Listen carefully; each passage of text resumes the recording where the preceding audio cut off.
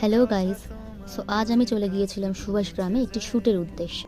আমাদের শ্যুটের যে model Ananya, actually ওর সাথে আমার খুব ভালো সম্পর্ক, আমার বোনের মতন হয়। তো আমার বাড়িতে একটু প্রবলেম থাকায় ওর বাড়িতে আমি যাই ওকে রেডি করার জন্য। দেন দেখো ওর বাড়িতে এই দুটো পুচকু গার্লফ্রেন্ড আর ও শুয়ে আছে।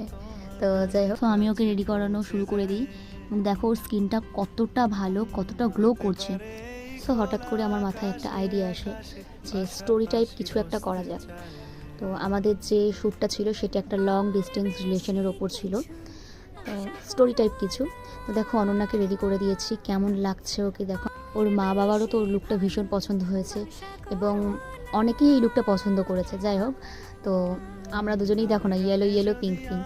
তো আমরা ট্রেনে করে চলে যাই ঢাকুরিয়া লেকে এবং দেখো আমাদের হিরোও চলে এসেছে। আমাদের হিরো হচ্ছে আমার ভাই।